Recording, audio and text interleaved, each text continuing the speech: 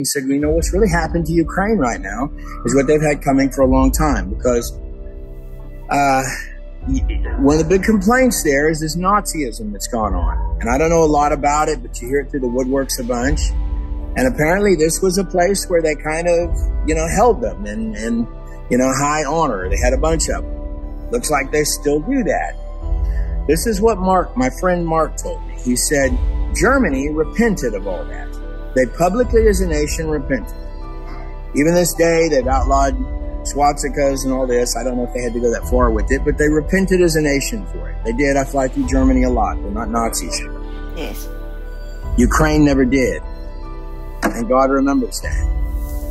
And your father had lots of good prophecies for Ukraine. But those prophecies begin with, there will be joy, but it comes out of their ashes.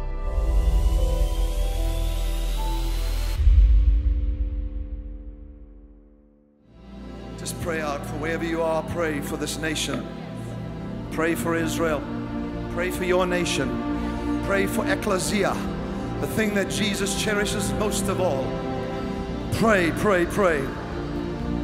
For God has not finished with this nation yet. God has not given up on this nation yet. God has spoken. Why are there so many that would curse this nation? Where do you find it in my word? Who is persecuting my church? Who is it that is slandering my church? Who is it that is beheading my people? It is not America. But have you looked at Islam? And have you noticed, says the Lord, that the wickedness that they have presented, the wickedness that Saudi Arabia has given to the world, is Islam in Mecca and oil. And they have said, we will control the United States, we will control the world. But God says, look at Saudi Arabia. Look carefully. For there is great wickedness brewing from there. And as they plan, says the Lord, as they plan, I want you to understand something.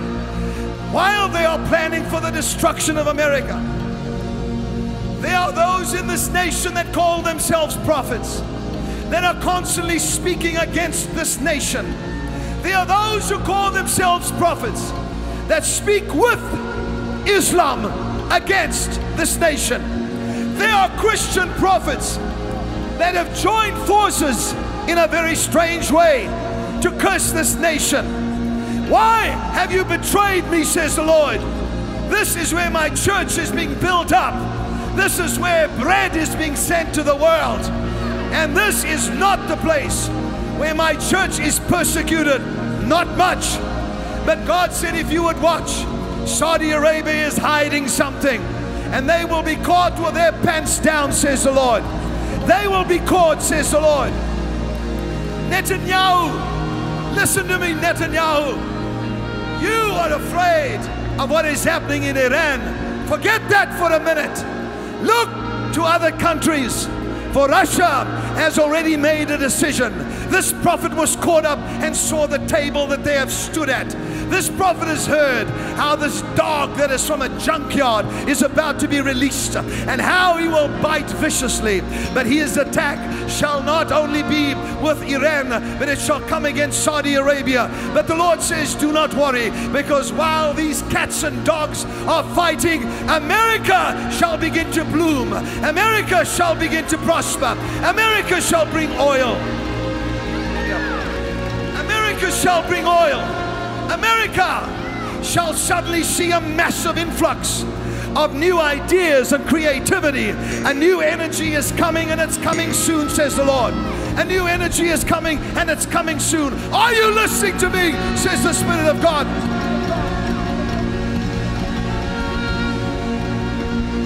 And you say, what about this president? You say, what about this president? Did you understand that in the scriptures, when a king did not deal with the people that were his enemies. And if the king and the president does not deal with the enemies of God, who is it that I raise up? When Samuel told Saul, you are to kill the Amalekites, every one of them, King Saul spared them. You cannot spare them, Obama. You cannot spare them. They are not spareable, because God said when the king did not do it, he raised up a prophet who would then overtake them. God says the prophetic anointing upon this generation shall slice down the enemies, and America shall enter into a 7-year of prosperity, says the Lord. Come on!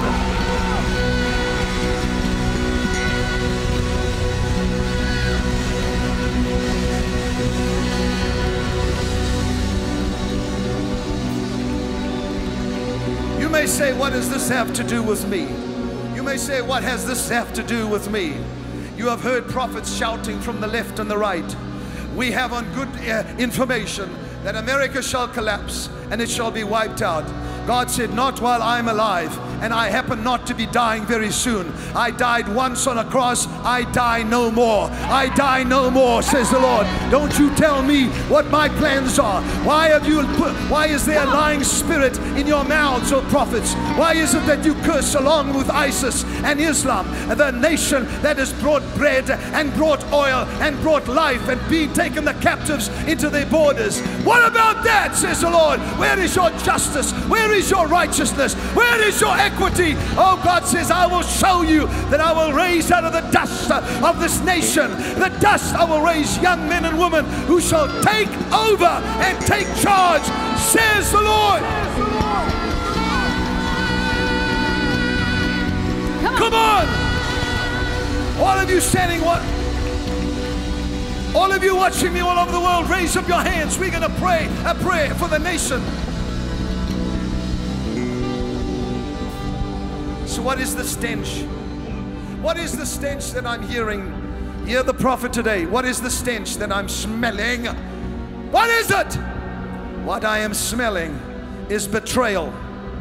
The spirit of Judas and the spirit of Joseph standing together. Judas to take away one, but Joseph, which means to add. And the Lord will add. What am I saying? ISIS is a problem, but it's not the only problem. They have made a plan to enter the schools of America. No, this is a long-term plan. They will enter in and they shall send young men and women, and they shall intermarry, and they shall raise up families that shall stand and attempt in the second presidency from now. And they shall be called another name then, but they shall attempt to do something in the White House. They have watched all your movies, how the White House has been taken down, and they have dreamed their dreams, and I have sat and I have watched, and I have laughed, because it is true that they can possibly cripple America for a season, and they did. But they will never touch Israel. For you see, Israel has my supernatural protection. Now hear me out, says the Lord. Mecca, how they have been fooled and cursed. That cursed stone, which shall be unraveled and broken in pieces. And I speak boldly today from this platform, but respectfully. Saudi Arabia, you kept the oil. You tried to deal with Russia. God says you did the wrong thing. For when you touch my church, can my ecclesia be destroyed? Never. Yes, we know there will be tribulation, and so it shall be, and my people shall join me. But before that time, there is a global awakening. No, not just one town and city, not just one country, but many. Look how I invaded Egypt. You see, most people don't know this, But it was in Arabia that John the Baptist was beheaded. And it is in Arabia, and Saudi Arabia shall and has persecuted more Christians than you realize. But God, I said, I will now make them accountable. How shall I do this? I will prosper the very country that they hate, calling them the great Satan. New energy is arising. And God says, even though oil shall always be fought after, there shall be burning and burning and burning like you have never seen. And there shall be fights and antagonism, but I cannot unfortunately do it now, as I'm stuck with one who has decided not to fight Islam, not to fight radical Islam. But God said, I will cause a new one to rise up in this nation. And God said there will be a prophetic anointing that shall carry you until that year. And that prophetic anointing, says the Lord, will bring prosperity to the soil of this country and to the families of this nation. Yes, they have sinned.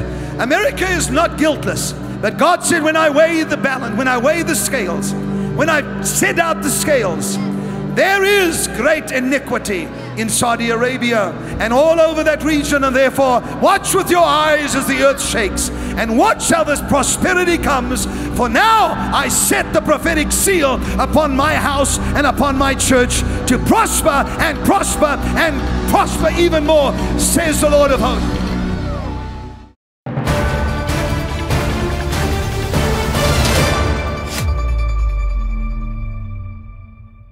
Welcome to Current Events. We're so glad you joined us today because we've got a very special guest today, Trey Smith, our dear friend. He's got a lot to say about Kim's prophecies, his idea about what is going on and how Kim's prophecies are unfolding in today's world. And Donnie, you had a great show on Sunday. And of course, we couldn't hear a lot of what Trey was saying because the connection was so bad and he was traveling. And I didn't want to lose the opportunity to speak to you, Trey. So I really got on the bandwagon and said, please do this again, Trey. And so he was very kind enough to say yes. And so here we go, Donnie. Yes. And yeah, it wasn't this last Sunday, it was the one before when we had him on with the Alphavets, which was a great show. But there were some things you were saying, Trey, about Saudi Arabia in particular.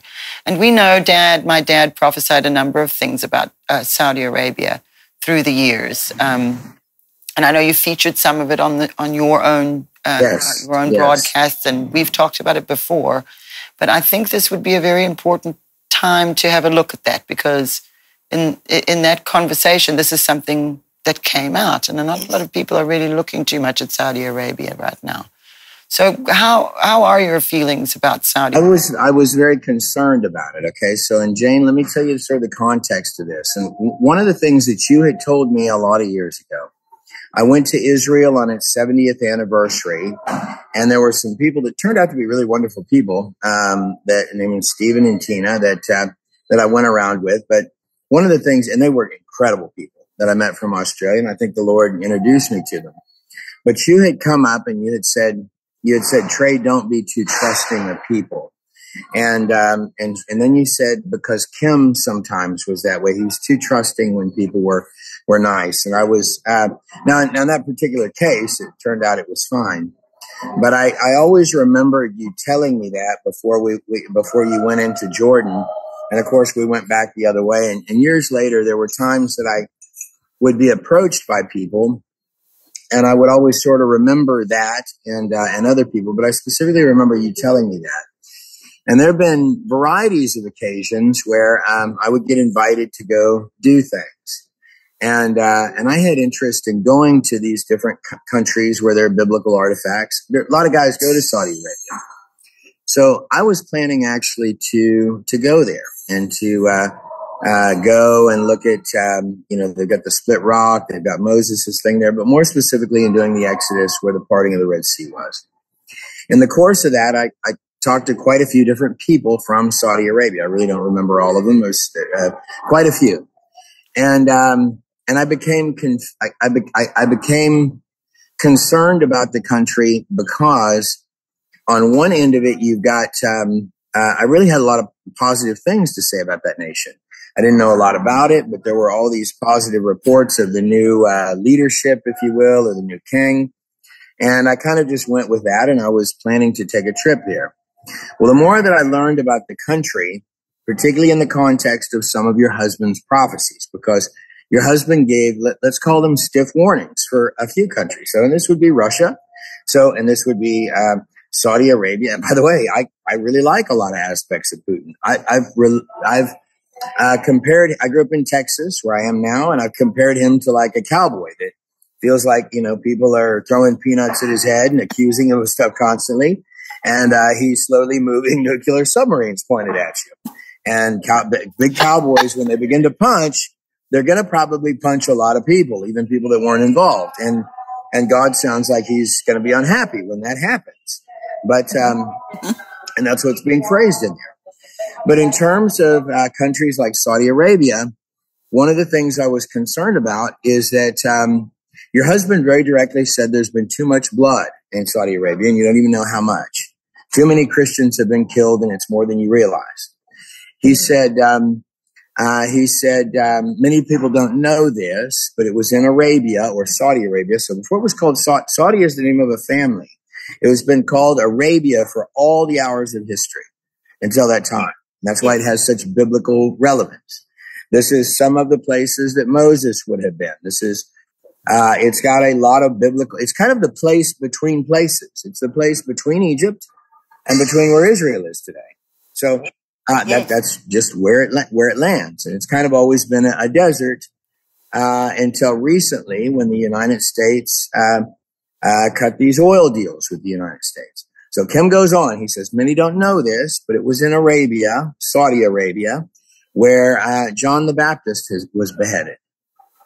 And he said, and there has been more bloodshed there than you realize. And as I began to look at news reports, and specifically the news reports, Jane, were about people being critical of the country. And, you know, I was asking advice. I even read quite a bit of their Quran. I intend to finish it. In fact, I'm encouraged by a lot of things in it because it would allow me to relate to those people. I was trying to do things that would not offend them if I went on that trip and learned all sorts of things. But in the course of that, the number one thing that offends them is something that would offend their beliefs. And Kim was giving some stiff warnings to that country that's become very wealthy. What the Lord was stating is that there's too much blood there. And as I was reading news articles about, in one instance, this man, I believe his name was Khashoggi, he was cut up and put in suitcases. He went in the embassy. He was a journalist, and he was critical of the leadership. Not even in a bad way. I read some of his articles. I mean, in the United States, it would seem very tame, the things he wrote. He was mainly just talking about policy issues and things like this, and lifting up the country. He clearly loved the country. But even for those small critical words, he was cut up and put in luggage. Okay? Yes. By the way, he was in that embassy to get a marriage license in his own country. He wanted to have the marriage license done, not by Turkey or wherever he was, but he actually loved his country enough. He wanted the marriage license from his country. And instead of getting that, he didn't even leave the building. Friends are still waiting outside in the car, and he's leaving out. So they have literally taken him in a room and cut him up. So it's shocking. It was shocking. His fiance was standing outside there waiting for him. Yeah. He went into the embassy and he just never came. Now, and this concerned me for other Christians and business people or anybody that visits there, because because they're, for whatever cause, and maybe I would have gone on a trip and been fine. I don't know. A lot of people said that, and people told me, because I would ask people from Saudi Arabia, well, here's this list of things that Kim Clement said, and I would hear, well, yeah, but you said all these other things that we really like over here, and it wouldn't be a big deal. Well, it was a big deal for Khashoggi. And I even wrote to some of the people in Saudi Arabia, and I said, prophecy is a warning. And you have examples of the Lord not doing things that he was planning to do because people changed their minds or their hearts. And here you have, in Kim Clement's prophecies, it's directly stating there's been too much bloodshed. And here are news reports stating that a guy's coming in for a marriage license, and he's been critical of some policies in the country, and he's leaving out the back room in luggage. Then you've got another lady. Yeah. So one of the things I was encouraged with about the country that people were really excited about here in the United States, They were going to let women drive cars. Now, I know this sounds absurd to both of you ladies because you're thinking to yourself, why would they do something nuts like that? You know, they're out of their mind. I mean, you go there and it's done, right? Iran was burning stuff in the streets. Women are not going to drive, you pagans. So I guess they changed their mind on it or whatever because you listen like they're mad no matter what you do, right? But that was everybody's understanding here, right? They're going to let women drive, and this is, you know, okay, that's great. No, thanks, guys. So a woman tried to drive, and there are articles about this. Then I'm hearing that she's locked in a jail cell, and then she's telling the sister, she says the men on billboards. Okay, so this means the important people of the country. And if there's one jail cell, right, there's probably rows of them. And they're coming in and they're burning her. And they're burning her on her private parts. And I'm not going to go further than that. But they're making, I mean, this means you're taking actual time out of your day, the people that are important enough to be on the billboards, to come into jail cells and spend time burning this lady. And particularly doing it on the private parts and stuff. This is indicative of the fact that this is maybe what's enjoyable to do over there. Okay. And this is for driving a car when women were told they could drive a car. Okay. So now I have these clips that I was actually telling people over there, you know, that I thought, you know, the Lord is stating that you got this list of nations that wants to punish the United States financially. And what God is stating in those prophecies, he's going to flip that around. So the people that were trying to do that, in this case, he was stating Saudi Arabia. Right? You're not going to get your way. And the United States is going to go up and you might not go up. Right? In fact, it said, when I have weighed the scales, when I have put out the scales, it said, America is not guiltless. America has sinned. But when I weigh the scales, there is blood. He was specific to that word. There's blood all over that region. All over that region. And by the way, if it's one lady being burned in those rooms, that's only what you're hearing about. Yes. It's only what we've heard. That's right. And this was back, and these reports didn't come out of some back channel. I'm watching this on the PBS guys. This is back when they did a little bit of real reporting. They're out there trying to ask them about it, and the guys, you know, from their view, okay. So, and they're right about this. That's their country, and they have the right to see. You violated their rules. So, and I've talked to Christians that go over and look at this stuff, and that are very wonderful people. But I worry for them because, see, you're already in violation of, as I began reading, not just their Quran actually, I found a lot of really encouraging stuff in there, that I would talk to them about, and I would have enjoyed having great conversations, and they love tea in these countries. But they have a lot of customs that are unfamiliar to us here in the United States. And it's very easily to offend them. Let me give you an example of one. Yes. You can't tell someone no in their country. See, I would have never known that. For example, if you said, hey, Jane, do you want some tea? And you said, no, thank you. See, that would be immediately insulting. And I couldn't look at you two women the same way I might look at you if I came and saw you. Let's say I walked in a room and it was Jane and Donna. If I walked up and shook your hand, look you in the eyes, I'd already have offended a bunch of people. See, in ways that would be, yes. In ways that in common practice in their country, they could take me out and beat me and tar me and all sorts of stuff. And I wouldn't have even known what I had done. Yes. And the rules for both of you women would be far worse than that, right? And really ugly stuff could happen. Yes. That's why I've never been to Saudi Arabia and probably will never go, because I don't think I'd make it up there. Well, and this is the position that I took.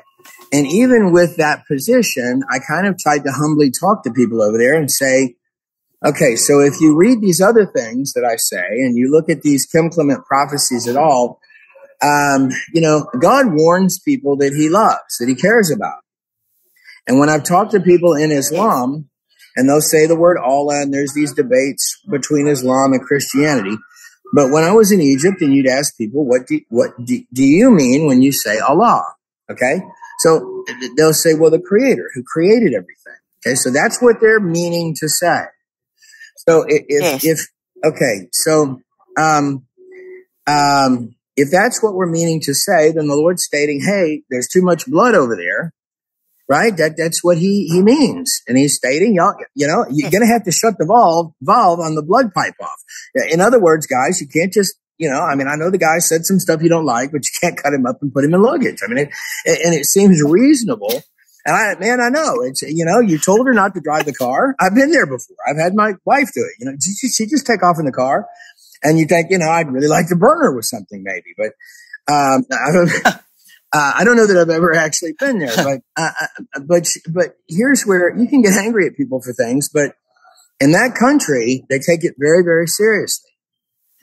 And, Yes. so what the Lord was saying in those prophecies was turn off the spigot. Now, the second thing the Lord was stating, and I was really emphasizing that there were a variety of people. There's some of the people that go to these reawaken events that I specifically think of they're Saudi Arabian. And I apologize if in any interview, I've said things that were offensive, but in some sense, the Lord has even worked on my heart about that.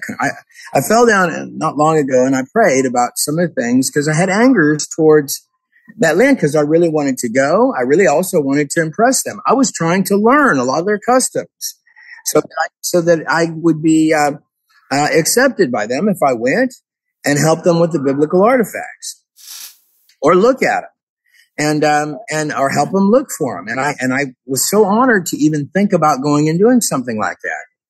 And then I realized that could turn out I could go over there and I could never come home. And my intent in my heart would have only been to honor them in every possible way that I knew. And I could be in a cage doing far worse to me than the lady that drove the car or the Muskogee guy they might look lucky compared to what might happen to me.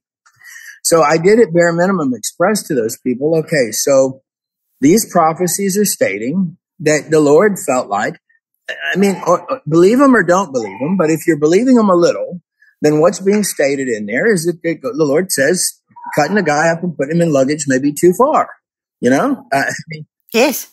Going a stage beyond that, the Lord said you tried to deal with Russia. God said you did the wrong thing.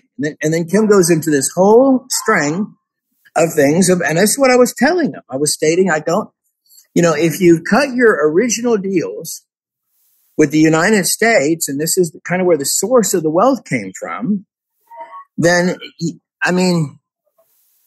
they have a lot of different customs. But one of the things that I would highly recommend is the people that backed you first, even when the chips are down, you back your friend. And your friend is the guy that made you rich, right? You don't turn your back once he's, his wallet's run a little thin. And so now I'm going to work with this other one because Putin is not the United States. Right. And Putin's pictured with animals all the time. I'm an animal lover. I actually like the guy and I grew up around cowboys. I learned to stay out of the way when I can kind of see when the big fight's coming. Right? The problem, Trey, he's a bad guy. Yeah. Okay. He's bad. Well, okay. So let me talk to you a little about that, Jane, because in the prophecies, I see where you're going. I wouldn't want to live there. Let me phrase it like this though. So in those prophecies, it does appear that he ends up having a soft heart for us. Okay. And the Lord says, I'm going to remove my hand from Russia for a season. Okay. Which means that his hand is over there. So it is a Christian nation with a lot of Christian people. Now he refers to Putin as a junkyard dog. Okay. And I grew up. And so this term really struck me because I had a friend his name was actually Aaron Krasinski.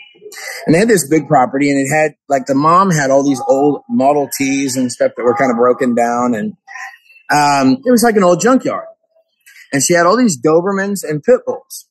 Now to us, they were really kind, but these dogs are kind of weird, particularly in a junkyard where you got she had this old metal fence thing with the pokers on top and all this. So if we came in, the dogs would run up to the fence. But if a stranger came, like if you have a dog in your yard, they may run up to the fence and bark a bunch. But these dogs won't run up to you and bark. They all kind of crouch up underneath the Model Ts and stuff, and they just look. See? And looking back in time, because I had seen people try to get over that fence, like a mail guy or something. He's just trying to get the mail to the door. And the dogs are waiting for that guy.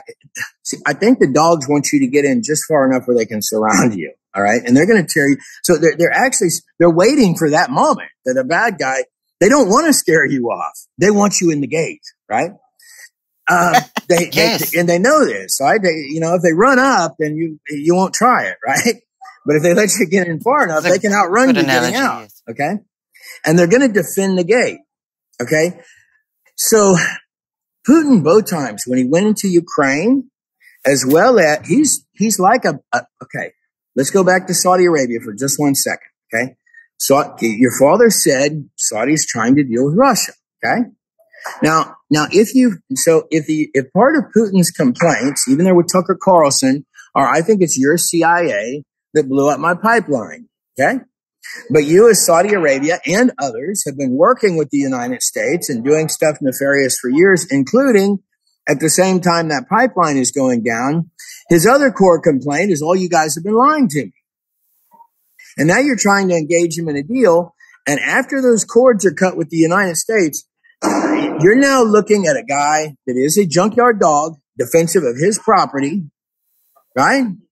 Mm-hmm. Without the United States having his hand there, whose oil would have been before, right? He's not looking at this the same way the United States is. No. So who was it that could have? So while you were my friend, so even if you didn't do it, while you were my friend or buying oil or trying to deal with me, then why weren't you telling me about what they were doing to me? See how these conversations go? That's where it will go with the cowboy and the biker bar real quick. You start stating, you start saying, hey man, I didn't do this or that. Yeah, but you're over there with the guys that were, right? Well, yeah, but I wasn't, but you overheard them and you didn't come over and tell me, right? You see where this is going? And it will go. And when it goes fast. And I promise you the cowboy is going to play it cool. This is the thing about cowboys in Texas that I always learned. And I learned how to identify it, get out of the way. When they start acting real smooth, like Patrick Swayze smooth, hey man, we just want to talk for a second, right? Because you put the toothpick in their mouth. Hey man, just need to talk for a second. Come over here. It's all cool. We just need to talk to you for a second. It's about to be, the more super sweet it sounds. Hey man, come over here. We got an oil deal. We're going to work out our bricks thing and all this. No.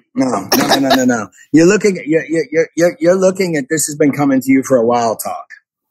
That's what's happening when they're super sweet. That's what's happening. Yep. And I'm stating that that's sort of the way the prophecies look. And I was humbly just stating, man, I don't know anything about anything. I'm a guy. I don't understand the cultures or anything like this, but this looks like, you don't change sides like that. Like this one, had a better deal and that one had a better deal. And, your dad was stating that while these cats and dogs fight, right? So in those cats and dogs included all those countries over there. Something goes haywire with all the stuff they want to do. And Putin looks to me like he's the one. So in a cowboy bar, in the cowboy fight, it's generally the cowboy that threw the first punch, who puts his toothpick back in his mouth and says, looks like my job's done here. Thanks, guys. All right. So, and in the mix of this, you've got Ukraine. Now, Ukraine, he keeps bringing up Ukraine. Back to Putin. Both times. The Tucker Carlson interview, before he even started, Putin wanted to tell you 20 minutes of the history of Russia. Okay? Yes. He's telling you, this is my junkyard, dude. This is my junkyard, dude. Yeah. That's right. These are the fence posts, dude. Yes. Every post of this. And guess what, bro? See where the fence is now? It was actually over there. It's actually over there. Yes. Okay? That's my area that you're in. And and what's his next complaint? So they're over there trying to make oil deals and stuff with you. What's the next complaint? I provided you energy. See, this is what he's talking about. This is my turf, dude. These are my pipes. That's my fence. That's my line, my land. Kyiv was the capital of Russia. What are you doing sitting on it? And by the way, while you've been sitting there, I loaned you a bunch of money. This is exactly what he said to him. I loaned you a bunch of money for what? For energy. Then you guys sat back and laughed. Didn't pay me back. And he's talking like a cowboy in a cowboy biker bar because he goes through this several times. So I said, he'll even do the cowboy thing. He'll come back a little bit and he'll be like, and I was no problem with it, just sit back and listen. And he'll adjust himself a little, This is the part where he's laying out the, I'm about to punch you look, right? That's what's happening. Yes. No problem there, I bought all the drinks and the beer and, you drank it and didn't leave one left and, no problem that time. Then you come to my house the next time, right? This is the whole thing, right? And then it's going to end with, and now here you are again, right? Mm-hmm. So let's talk about that beer right now. That beer of Kiev, okay? And the beer in Kiev used to be the capital of Russia, right? Now, now what's happened there? A part of and there was a friend of mine that's been buying farmland. We can talk about cattle in a minute if we have time, but who told a very godly man who's been putting in wells and buying cattle like there isn't tomorrow, because he believes that there's going to be a food shortage, and so do most of the people that claim to be advisors for Saudi Arabia. And I don't know how they know that in Saudi Arabia, but you're going to have food shortages here in the United States. But it sounds to me, but if I know that, then Putin knows that, and Putin also knows that you got people playing every possible side, and you can't. I mean, that's like dating two girls at once. That's going to go bad no matter how you could. I've never had one friend. No, but she doesn't know, and I can't decide. Oh, you're gonna not only are you gonna lose them both, but you're gonna get beat up by brothers and all sorts of stuff. This doesn't end. Nobody is gonna be your girlfriend in the end, and the brothers are gonna beat you up on both sides. Probably that's the way it ends with women. I don't know how it ends with nations, but that's probably worse, right? So if you're working with all the dirty intelligence agencies over here and everybody knows it, and then over here you're trying to cut deals while not telling this one about this one and back and forth and all this, and I don't know what happens next. But I wouldn't want to be there. You got to pick one. You got to pick one, and you pick the one that's got the biggest brother, and you make that one happy, because the one with the biggest brother will beat the other people up as long as the sister's happy, right?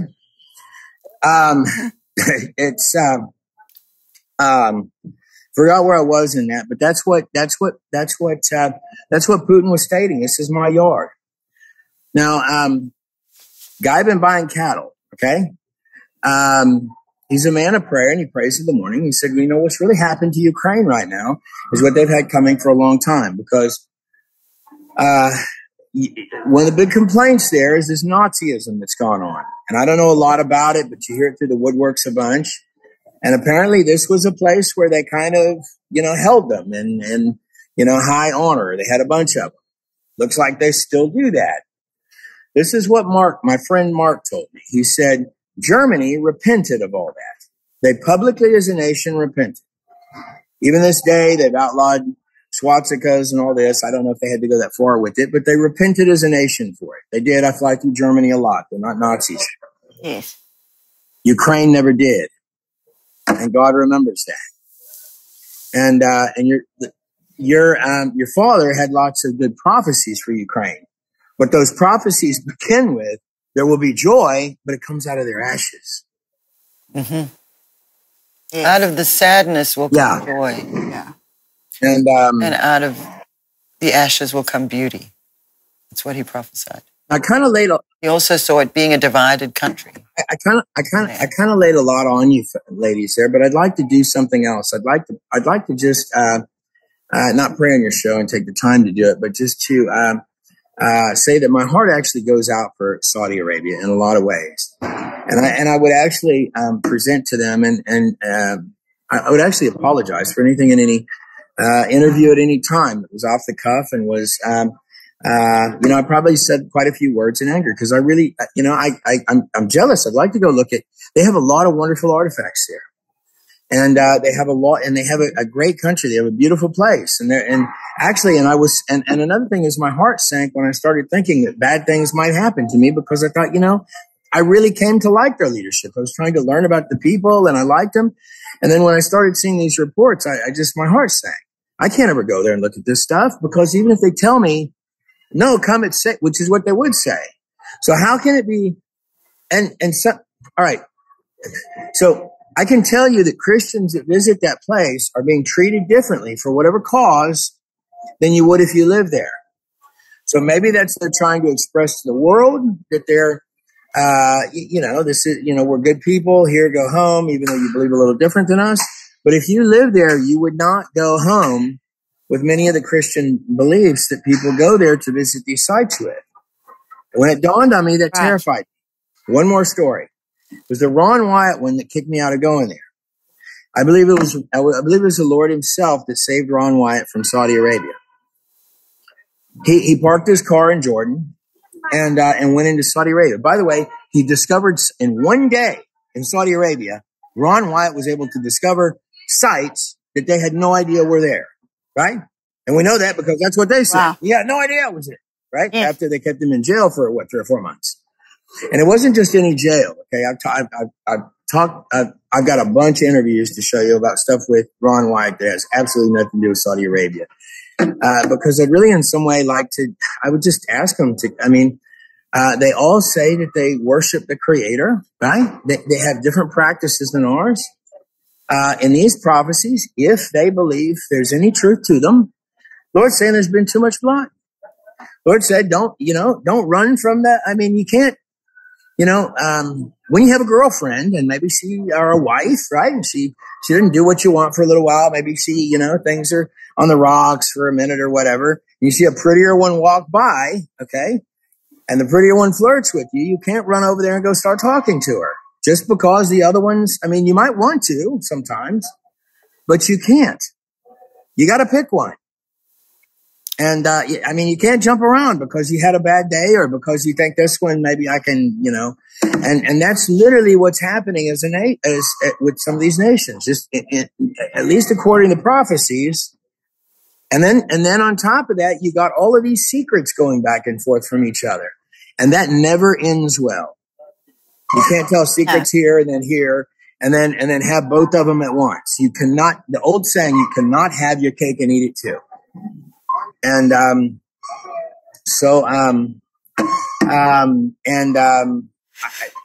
the world is corrupt. The world is corrupt, Trey.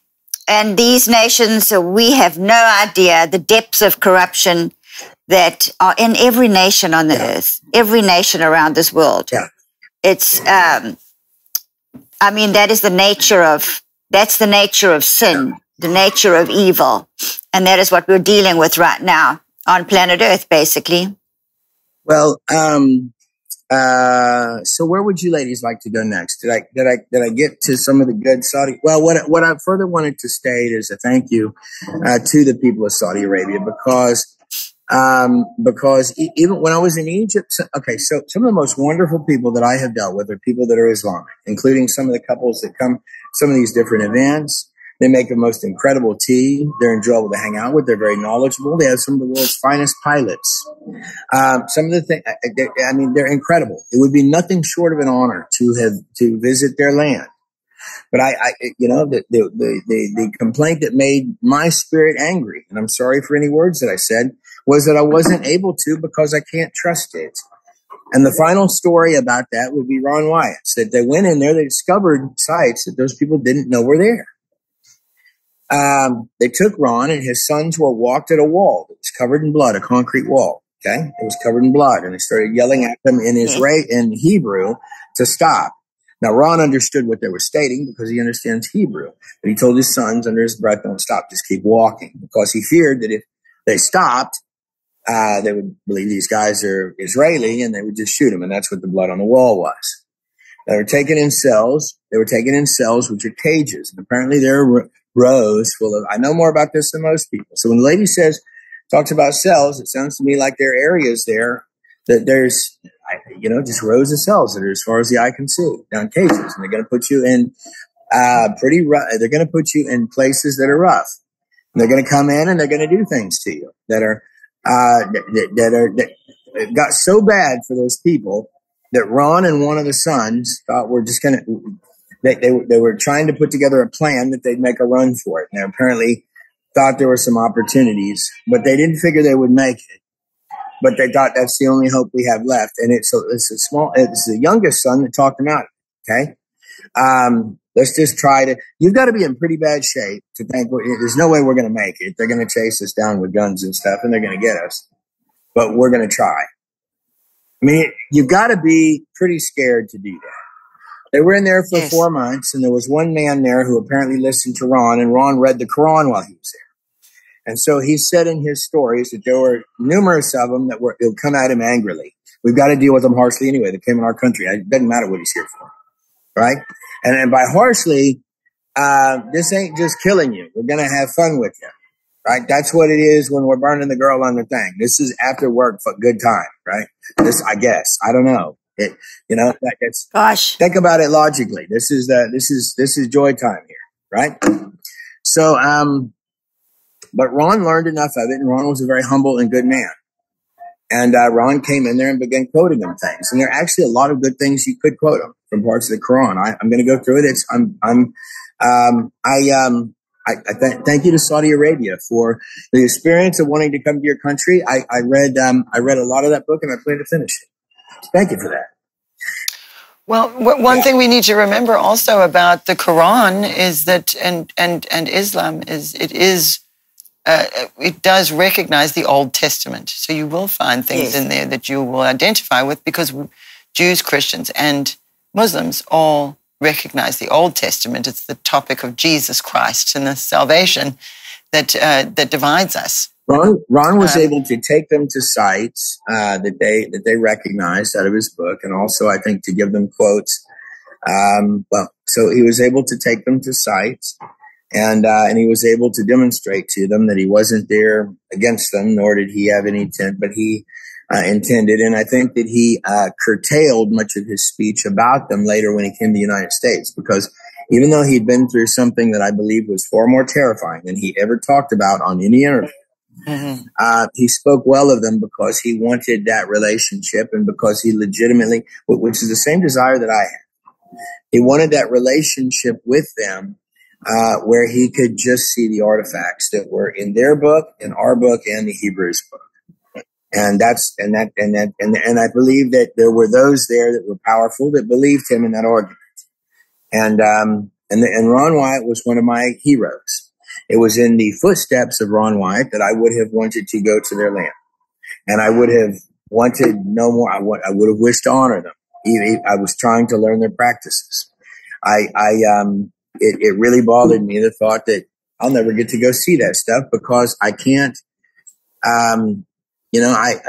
Risk it. Yeah, it's more than a risk, Donna. The probability you won't go home it's more probable. And if you don't go home, this isn't going to be just you die. This is going to be stuff that, out of a nightmare. And no one will ever know how you ended. And you will have ended. I'm not even going to go there, but I will state this: that Ron did lay out sites that are there that are substantial, including what is probably the altar of the golden cow. It has the artifacts on it, the 12 stones that were set up. The Lord said, I'll give you the places where you lay your feet. You have all of these footprints where they were drawing their feet all over the desert, probably tens of thousands of them. That's just the ones you can see. Then you got an actual split rock that's out there where you can see the water pathway coming down out of it. You got the what they actually called out there the Mountain of Moses, which actually is the mountain that's right there at the base of all of that, and it has a burnt top. So now people debate this stuff, but that looks like the site to me. And you probably have right there the crossing spot where the chariots were. Here again, Saudi. Now here again, I would also state humbly to that nation or any other nation that if the Lord put them in that place as stewards of that land and made them incredibly wealthy, a portion of that would be to protect and guard those artifacts. One of the other things I tried to, that would be his reason, one of his reasons in doing it, man. I have made y'all fabulously wealthy, where we see y'all buying Ferraris everywhere. Y'all may be the major consumer of every outrageously priced sports car in the world, right? And in return for that, can you just guard some of this stuff so people can see it? That's not an unreasonable request, right? And don't just put blood everywhere. Don't put people in luggage. These are not. But if it goes too far past a point, and the Lord says, "Look, I want my artifacts looked at, and y'all can have all these fancy homes and cars and all of it, but let's have this stuff here protected, and when people want to look at it, let's make sure they're safe." And it goes on too long without doing that, and God comes to a point and He says, "You know what? And you're trying to deal with somebody else who's not going to aid in any of that. Who's definitely not going to aid in any of that, right? I'm done. And by the way, the punishment, what I'm not going to financially, I'm going to, the people that you don't like, that you're, I forgot what he said. You're calling them pagans, or calling them. calling them whatever, the pagans that made you very wealthy, right? I mean, even a pagan that makes you wealthy, you respect. I think he said the great Satan. The great Satan. That's right. The great Satan has poured a lot of favor on that land. And you don't even if you don't like somebody, if you accept favor from them, don't turn around and stab them. And particularly if they bought you wealth of sports cars, you don't cheat on that girlfriend. And that's what the Lord is stating. Oh, she's got a couple of wrinkles on her. I'm running over here.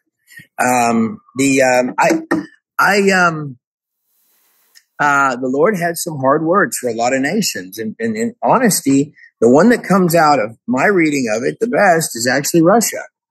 Because he says, my hand will only be, that's the only one of the array of them that has Christian practices like us. And the arguments you're seeing Putin make are exactly what's in those prophecies. And let me tell you this also about a junkyard dog. Okay. So you got a bunch of dogs that can be tough dogs. I know a lot of people had tough dogs. I ran around with, I had a friend named Sonny that had a dog that was bigger than us, and if it got mad, it'd come up there. But I promise you that Eric Kaczynski's dogs could take that dog out. A junkyard dog, when it bites, oh, dude, Sonny's dog probably would not kill someone. Those dogs, it would be a toss up. I mean, they kind of do want to act like an animal. That's why they're hiding under there. They'd like that opportunity. They want you to do the bad thing. Yes. And they also want you to get in far enough where you can't see Sonny's dog actually isn't out to get you, even if it's bigger. It's going to be defensive, right? Those dogs are they really, something inside them, it likes playing with the kids and all that, but it really likes the opportunity to bite something the hardest it can.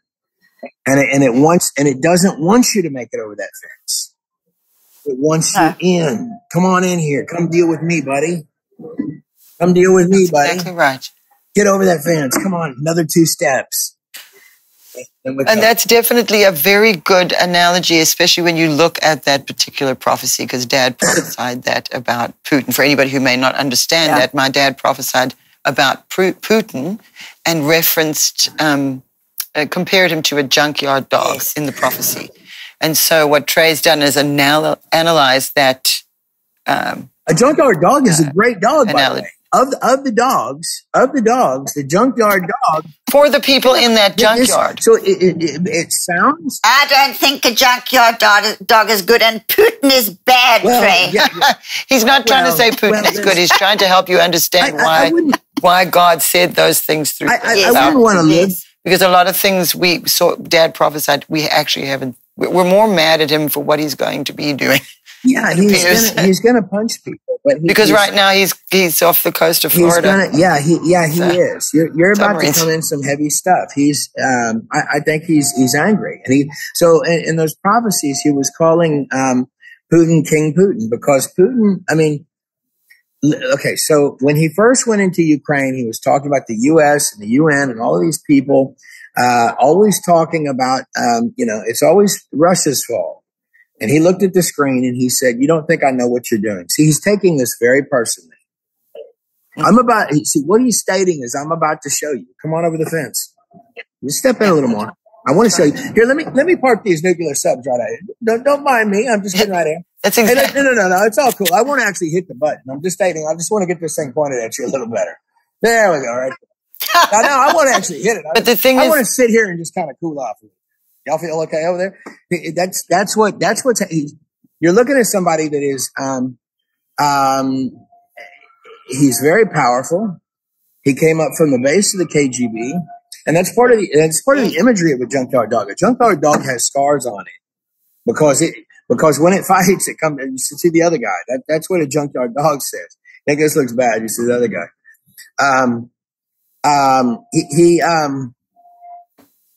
Look, you invaded my territory, and you thought you were going to get away.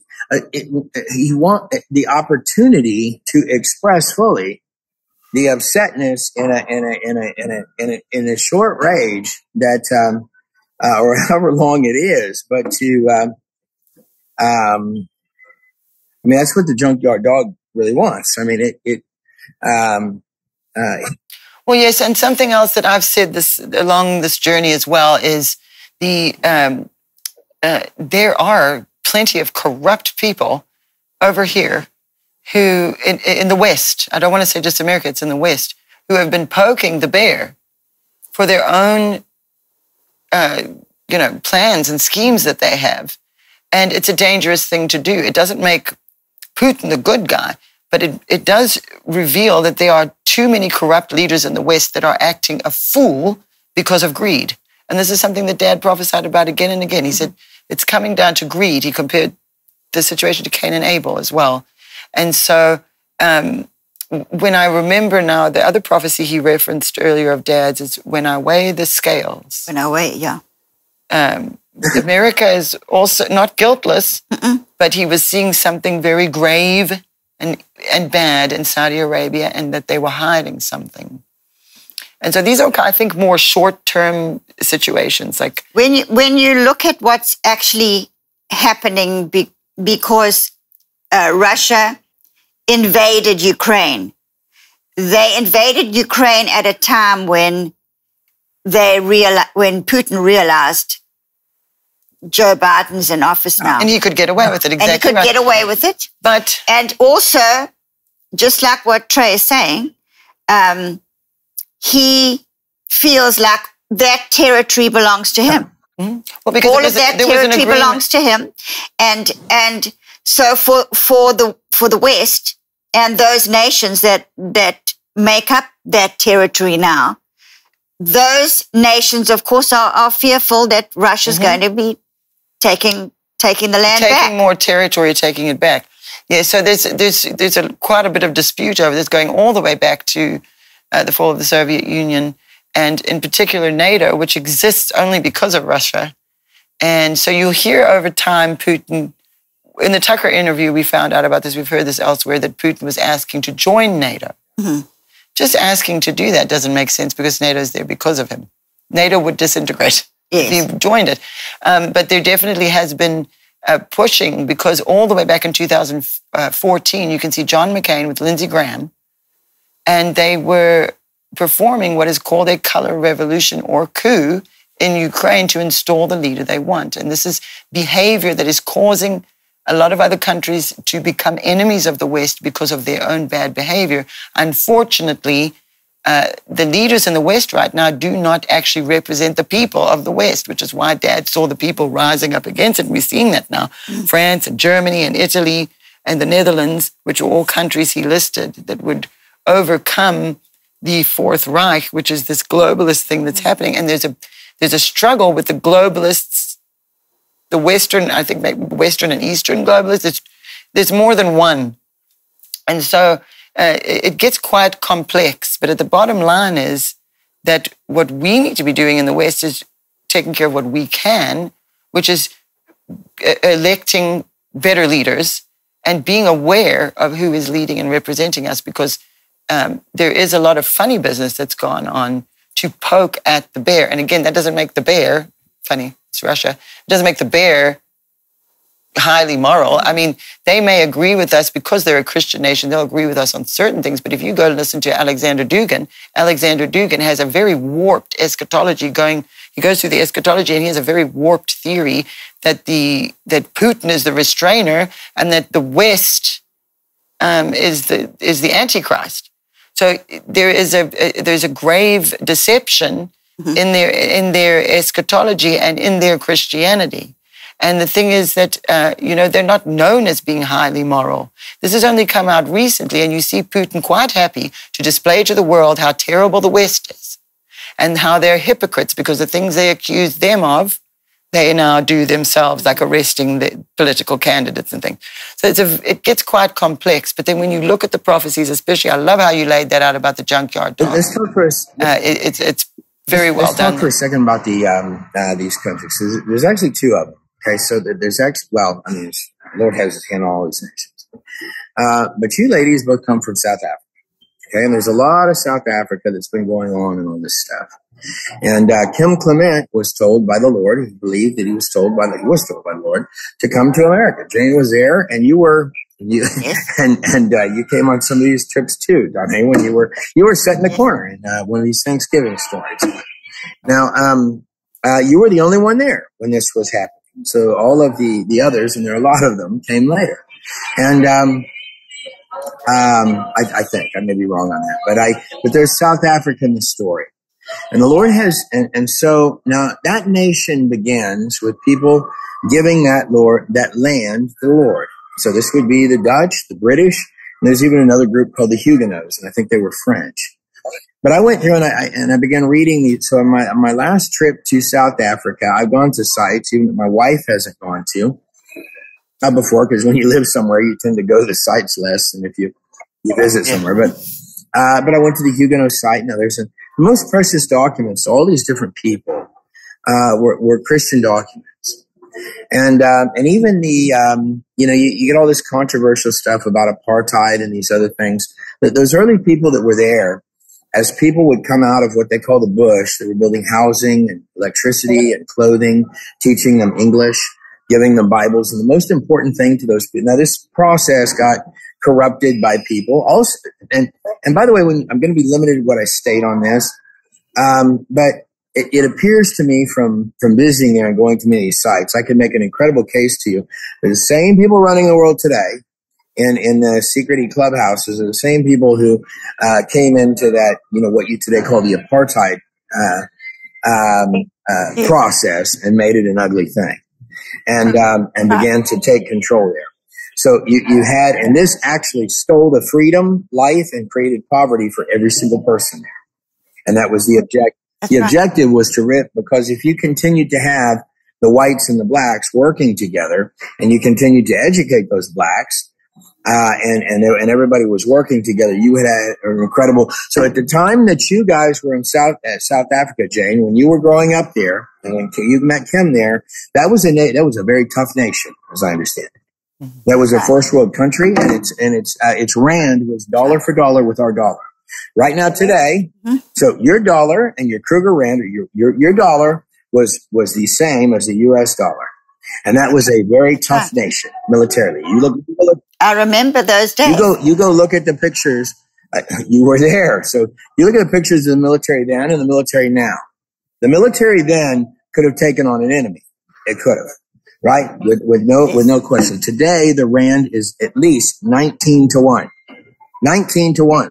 I go in a store to buy a Snickers, and you'll be like, a Snickers, $450. How can this be? Or whatever it is. It sounds absurd, right? I just went out to dinner. What do you mean it's $2,500?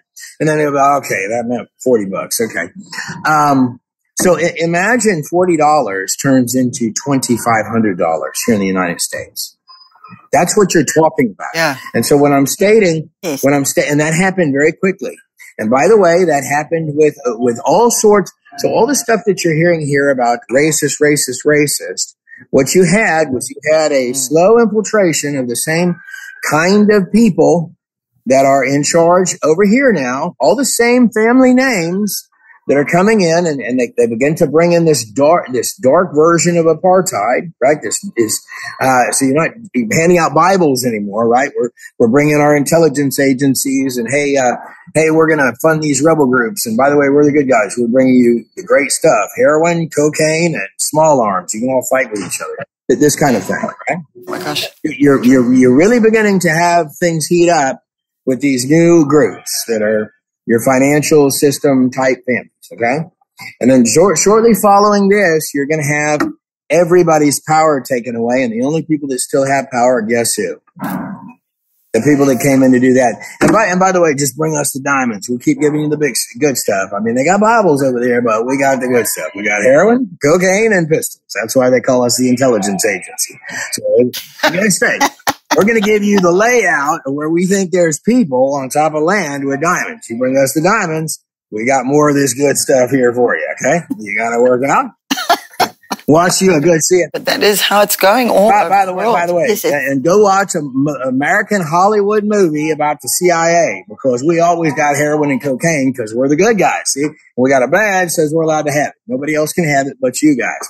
And these are the small arms. By the way, go ahead and do the heroin and cocaine. Take the small, because sometimes you'll look at like other set of people. It looks like, I don't know if I want to run at them with guns. The heroin and cocaine will help you do it. I'm being a little facetious with that, but I think some really evil stuff.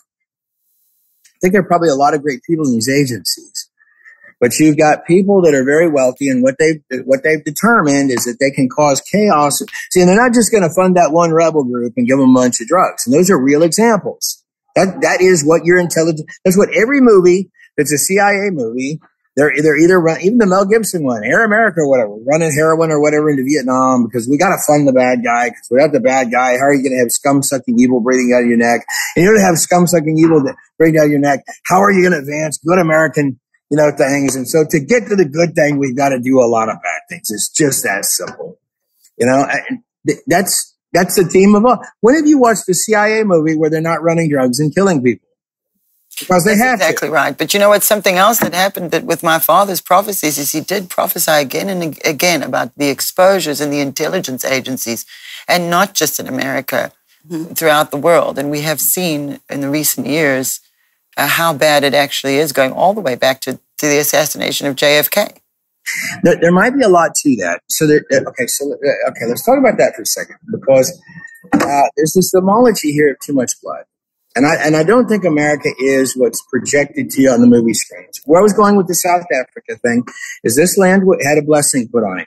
The Constitution in the land that you ladies came from, South Africa, is very similar to the United States Constitution. Very similar in a lot of ways. And it gives honor to the Lord God. And the people that were there, that were trying to help, all the people that they met, including themselves, the reason they were defending the blacks when they came out is because that's what they wanted. They wanted freedom. They wanted the bonds of freedom. You look at some of those old pictures of people coming out, and Lord only knows what they came out of in the bush. And see a man get a hamburger for the first time. And guess what else? We don't just have that. We have a glass of ice water. These are ice cubes. Here's a Coca-Cola. You'll see a guy nearly cry. And those black people will be learning English in days, because this is like the aliens showed up in the nice. And all of this gets infiltrated by these evil people, and they'll flip everything around, just like what Satan does. The JFK thing. So Jesus, when he called the devil two things. He could have said a lot of things about the devil, but he said he was a liar and a murderer from the very start. And that's what you see in your world, that they lie, and then if they don't get away with the lying, they go and they murder. Yes. And then That's exactly and right. with the very people that they work with, all of them, no matter who it is, they'll suck the life out of them, right? They'll keep sucking them, and they'll keep giving you whatever the dirty thing is. They call these honeypots, and whether that's drugs or children or women or whatever it is that they can hang over you, right? They're going to squeeze you for as long as you can. And then what are they going to do in the end of every CIA movie? Well, they're going to get rid of you, right? Once there's nothing left to squeeze, and move on to the next one. It's a vampire in every sense. And demonic. Mm-hmm. Wow. Well, listen, you guys, we actually are out of time. Yeah. That was a pretty good show. Yes, we've run out of time. We've almost gone for an hour. Really? But you can just come back for an hour. Well, I tell you what, I really enjoyed doing it today, and I'm so glad the audio was good. Tomorrow is Pentecost. I'm down here with Robert and Jamie. And I'm also going to tell you, lady, about these necklaces that I'm wearing. So I told you about some artifacts that we talked about on the horizon. And, guys, I tell you what, ladies, I tell you what, your dad talked about a lot of artifact stuff. And my heart has been in that. And that's why I started. And, because I love the stories in the Bible, and the more that you found that the Lord has allowed me, because you sort of get what you ask with the Lord to, that most people don't even believe or read. That's what I pursue, and so I just thank you both, and I particularly thank you, Jane, for all of the years that you were with, you had one of the ministries in the world, Jane, with this man, Kim Clement. And I'm sorry that he's gone. And, but I thank you very much for that, Jane. And but you have a very good day and a happy Pentecost. It's an honor to do a show with you. Yes. Now listen, Trey, before you go, how can people find you? Because anybody watching right now may not know. Well, it's got in a nutshell. But what I would really ask for people to do is to,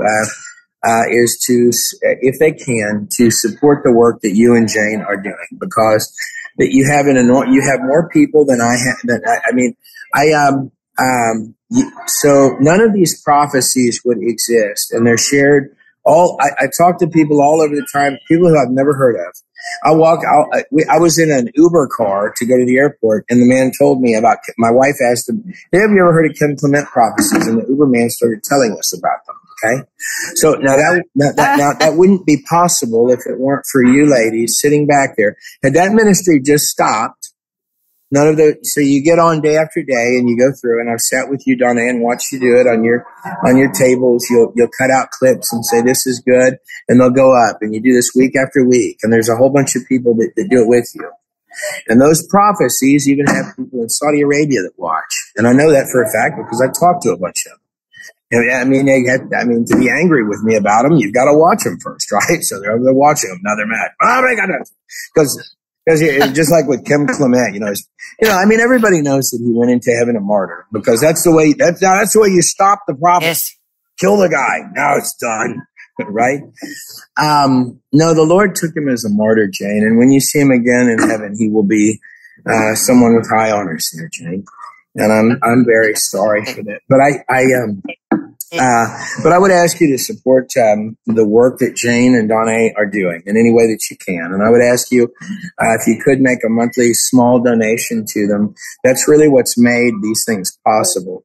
And these are not a Q post. They're not, and I'm not belittling any of that stuff. But I tell you, if these didn't exist, I would feel pretty hopeless right now. Yes. And you're at a point where you can, and many people have, gone through and tracked so much of it happen at this point. And I see people all the time that say this, that, or the other. I don't even listen to it, but it's demonic, to be honest with you, because I can make a timeline of stuff that's occurred that you could never guess, that you could never think of. And some of the most important people in the world, people that we can't even talk about.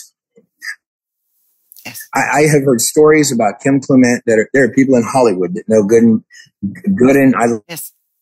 words well, that his words were from where they were. And in fact, the Lord placed him with those intelligence that he hated going in with, and even the bushes, so that even those people in their little dark rooms could know, holy crap, there's something telling our own plans in advance. And what did he find? As they were making the plans, he was prophesying that they couldn't take it. Yeah, they couldn't. And the way you stop that is, of course, shut him up, right? Because that makes it go away. And what is it that on the one occasion that he came in, he laid down a newspaper article and he said, I helped find that child, that little girl. Mm-hmm. Right? So there's a message in that as well. What is it God's looking to save? I found that little child. And I think the thing that is going to get him here is that not just that you've got people ripping people off, because the Baal worship and the Satan worship, they all advertise that like it's new and like they're doing something secret. No, they're doing it less impressively than all the people in the ancient world going back to Nimrod were bold enough to say, no, I worship Baal and I'm doing it in front of you. Give me another kid to put on the fire. The fact that you've got a set of people that don't even have the courage to do that, right? They're doing all this in secret because if they did it in public, you disagree with them. They're not the majority by any stretch.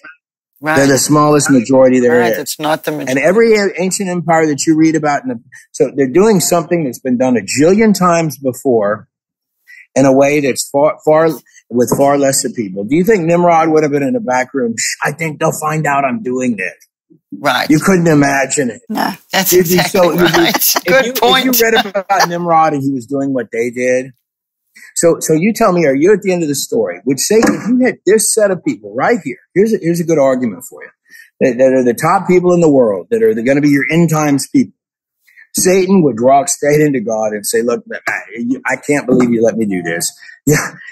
Could I ever have won with this set of people? And God would have to agree with you. No, he's not going to, and it sounds facetious, but I've called this often a quality standard. The things you're reading at the book of Revelation, if it is this set of people you're looking at now, that book is a fizzle. It just simply is.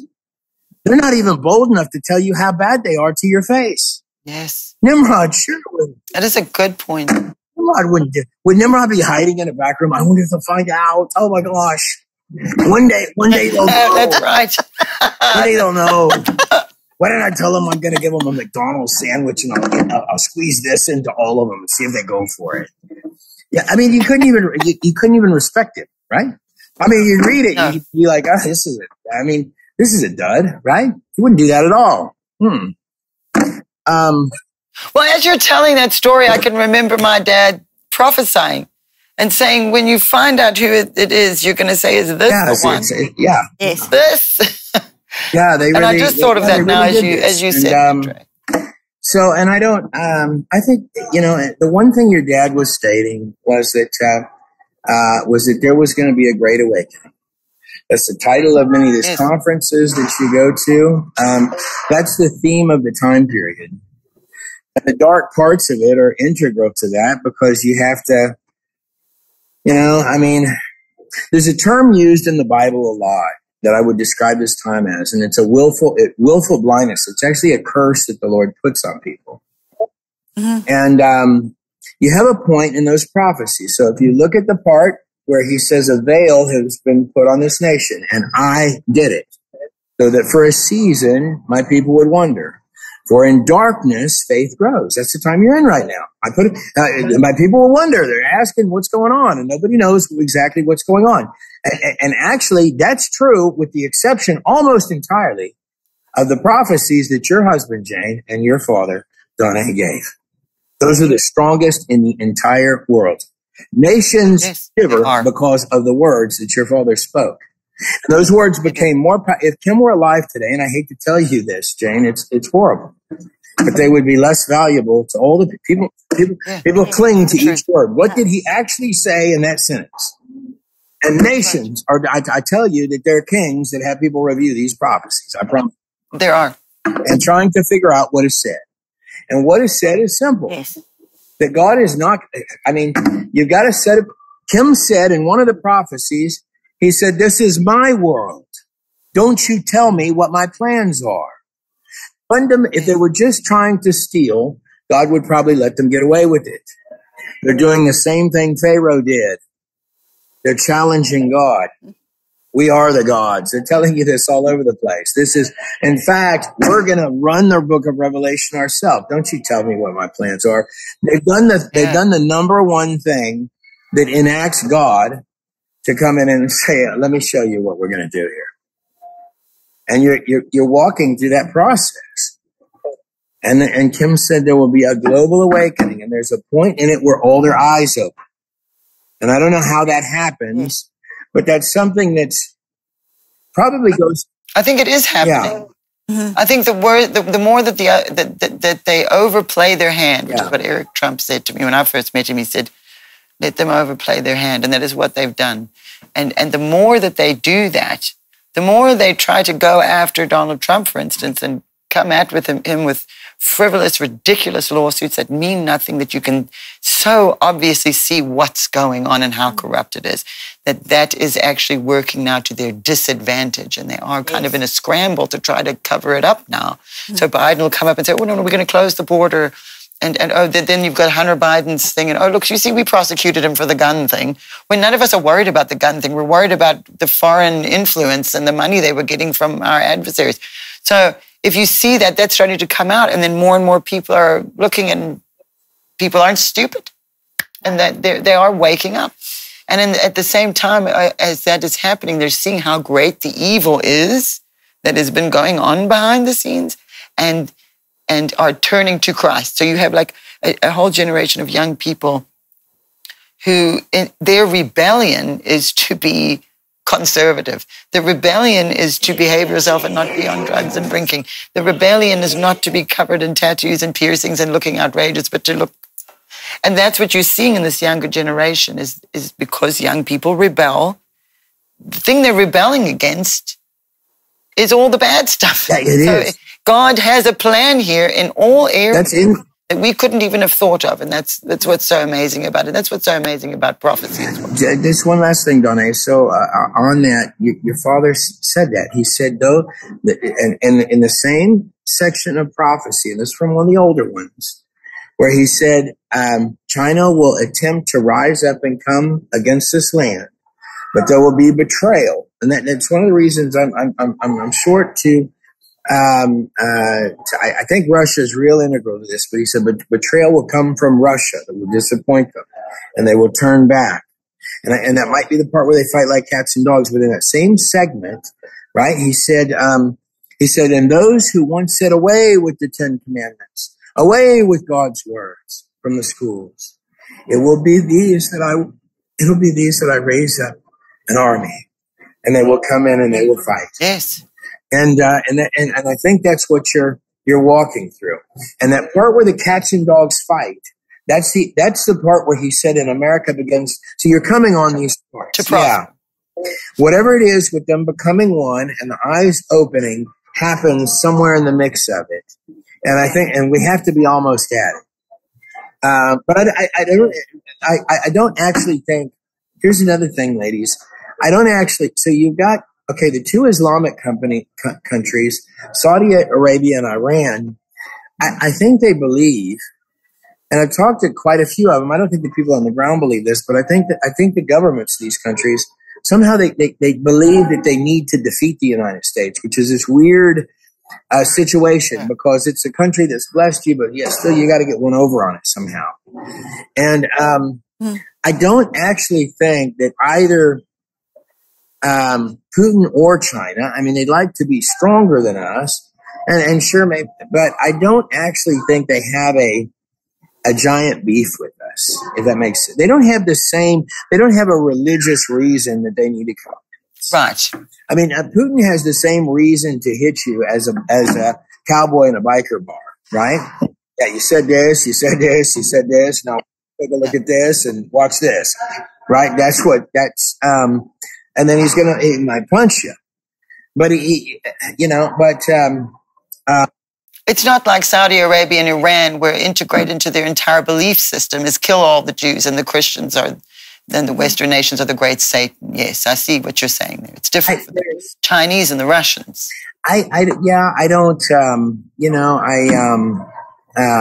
also think for those peoples that in reading the Quran, one of the things that I would maybe hope in the future is, so that book starts by stating that it's only to be read or that it's to be translated in Arabic. So its message is telling you, for whatever cause, it's a message to the Arabic world. And it contains a lot, and that message is structured just like many of these rules and things that I had to learn for their world, for their society. And by knowing a lot of that Quran, I promise you that I could talk to them far more easily than I could on my first trips before, and understand a lot more where they're coming from. They're very kind people. They want to worship the Lord. They really take that seriously. And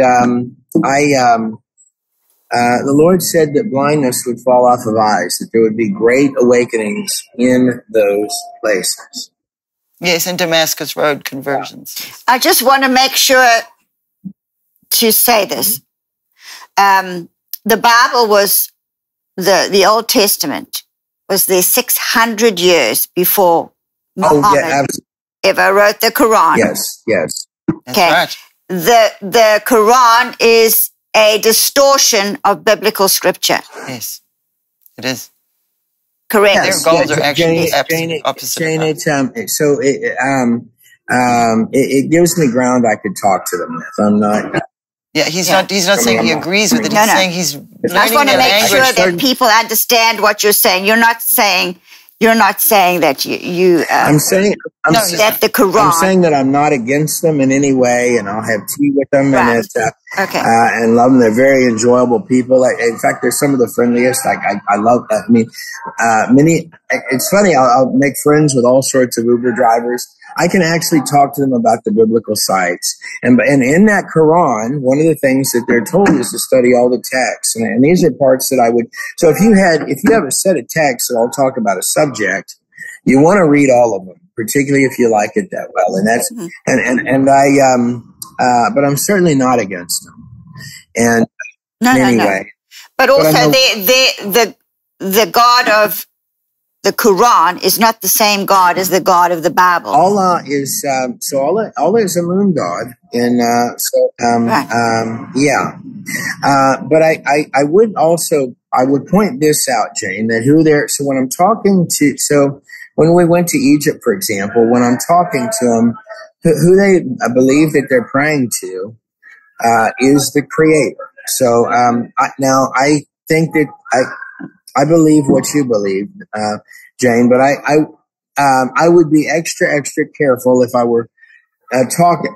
I would go out of my way not to offend them, and I would ask their text to, and also I think the point he was making about when he said, if you ask them who Allah is, for them, they believe it's God who created the universe. So ultimately, that is, even if they're in a deception under Islam, their soul reaches for the God who created the universe. And so they believe that. The people. And this is what he's talking about. Okay. So if he reads the Quran, when he goes amongst those people, he can speak their language. He's a Christian. He doesn't agree with them. He knows the history. No. But that way, if they quote something from the Quran, he knows what they're talking about. Yes. And that's actually a protection as well, because when you go into a country like that have a whole lot of rules and you have no idea what they believe, you could actually get yourself into trouble. So it's actually a protection thing too, that I better know what these people think and believe before I go into their country and ask to look at their art. Okay, so they do beheadings on Saturdays there. These are events, okay, in Saudi Arabia and probably others as well. These are like you would do an event. They're excited about it, okay, and they get together and they do and other things as well. They can do tar and feathering and all sorts of things. And many of these crimes are not like we would think of a crime. They would be offenses against Islam. So they would be more like statements you could have made, or what they believed you made, or what they believe, or so they're. This becomes, I mean, their highest and most common offenses are going to be something that they feel was offensive towards what they believe. Mm-hmm. Yes. So, it's, and that's, this is a whole different, thought process than here in the United States. So, and they're not joking, and they're not joking about it.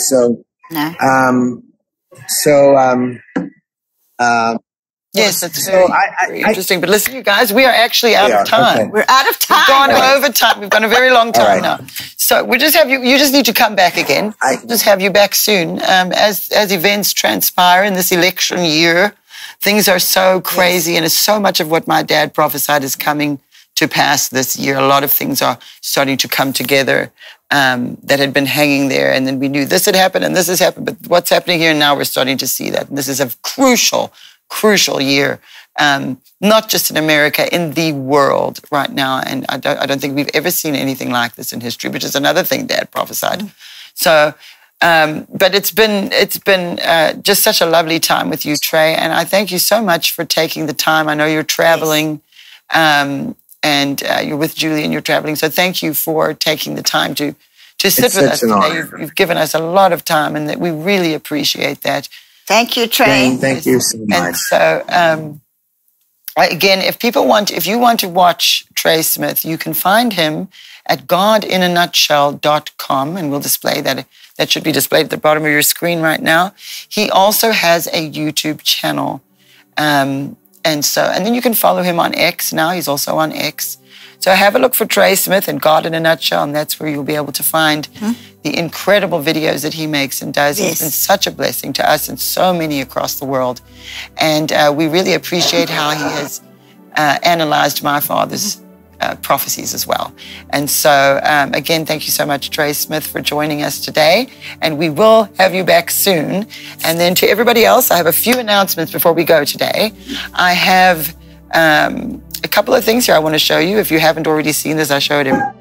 But we have 2 beautiful books here. This is a 31-day devotional, and it's all my dad's writings. It's called The Daily Light. And he used to write these things called The Daily Lights and send them to everybody. So we've put them together in a devotional, a 31-day devotional. So for an offering of any amount to the ministry today, you can get this for free. We'll send it to you. Just make sure you go to the website and look for the banner. Because if you go on the website and use the banner, then you can get the book. Otherwise, we won't know. So make sure you do that. And I encourage everybody to keep going to the website and looking at the website. That is an uncensored, free place. We have to deal with a lot of censorship because my dad accurately prophesied so many things. It's been quite remarkable, but also at the same time, that's a difficulty. And then the other thing that we have available is Prophetic Revelation, a collection of letters from the pen of Kim Clement. And for an offering of $25 or more, you can get this one. This is our new release this year. I absolutely love it. I love how it looks. And again, this is a lot of stuff that my dad has written over the years. And you know, he was very prophetic when he would prophesy and through his music, but also with the pen. And so this is definitely worth it. So if you're going to give us an offering of $25 or more today, go ahead to the website and get this book, and we'll send it to you. And of course, don't miss anything that we have going on at the House of Destiny Network this week. We've got Code Breakers Live tomorrow. I'll be doing that. And then Monday, Prophetic Rewind. Tuesday, Real Life, Real Faith, which is great. And then Wednesdays, Pastor Fa has been doing such an awesome job. He just recently had Katy Perry's dad join him for the last 3 weeks. It has been such a blessing. So don't miss Pastor Fa on Wednesdays.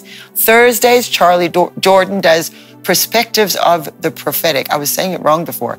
And it's so great to hear from Charlie because he spent years with my dad. All those prophecies that you see of my dad, Charlie Jordan is right behind him with that bass guitar. And he really has some insight into the prophetic that none of us would have because he was there on the platform with him in those moments, warring with him. And Charlie's every Thursday at the House of Destiny Network. And then Fridays, we have Israel Update. And it is so important that we keep track of Israel Update right now. I know a lot more people have been watching it.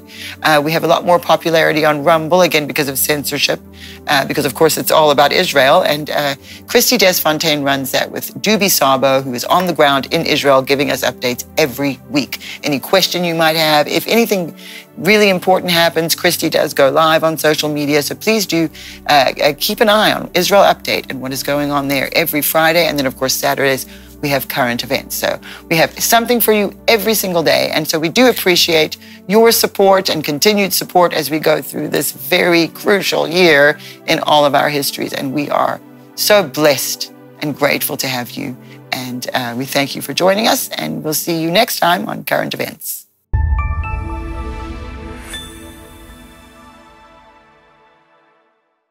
Marriage is total death to self. Not that it's not the most amazing institution on the face of the earth, but you're not thinking for yourself anymore. Finding contentment in whatever season is probably the goal we should all be working towards. Finding contentment and peace no matter what phase of life we're in. No matter if you're single or married, you're going to be unhappy if you're not happy in your heart already. That's the way it is. You have to get to a place where you are fully whole within yourself, that where your foundation is strong in the Word, and then you can approach singleness. Because if not, you create this weird codependency in this relationship. Like, I'm only happy if I'm with someone, not even I'm with the one. You just need someone. Value is not determined by whether you have a partner or not. The value that each person has comes because God chose us. When you read the Gospel of Matthew, Matthew tells us what Jesus said. That's what's so beautiful about the Gospel of Matthew. It tells us what Jesus said. That's the focus. The Gospel of Mark tells us what Jesus did. That's the focus of the Gospel of Mark. Okay? The Gospel of John tells us who Jesus is. And then the Gospel of Luke tells us how Jesus feels. So that's what's so important about the Gospels. That's something that we need to know and understand. Okay, because you're going to come across people that are going to have questions. Okay, and that's why God is wanting us to meditate in and on the gospel so we can truly tap into the nature and the character of Christ.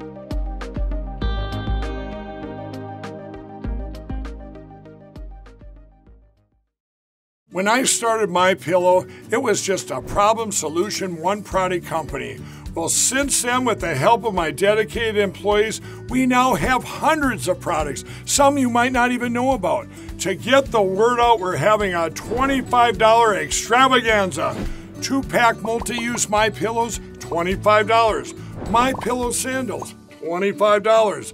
And for the first time ever, our 6-pack towel sets, you guessed it, just $25. Our brand new 4-pack dish towels, $25. And I've never done this before. Premium MyPillows with all new Giza fabric, any size, any loft level, even king size for only $25. And there's so much more. So go to MyPillow.com or call the number on your screen. Use your promo code for our $25 extravaganza. Order $75 and over. Your entire order ships absolutely free. We here at the House of Destiny are partnering with you to let our viewers, of course, know about your company. It's Beverly Hills Precious Metal. Andrew, explain how that works. So I'll walk you through it right now. So if you go to bh-pm.com, right there on the homepage, you'll see a form that you could fill out. And that form is very important in letting us know how we can help you. So you just put in your first name, last name, email address, phone number. There's a section that says, how did you hear about us? And in there, put Kim Clement. And then there's a portion where you could write a couple of notes down on the bottom. Usually within about 24 to 48 hours, we'll contact you by phone call, and then we'll go over everything with you. This isn't a high pressure deal. We always recommend that if you feel uncomfortable, take a step back, pray about it. You will gain the answers that you need by doing that, and come back to us when you're comfortable.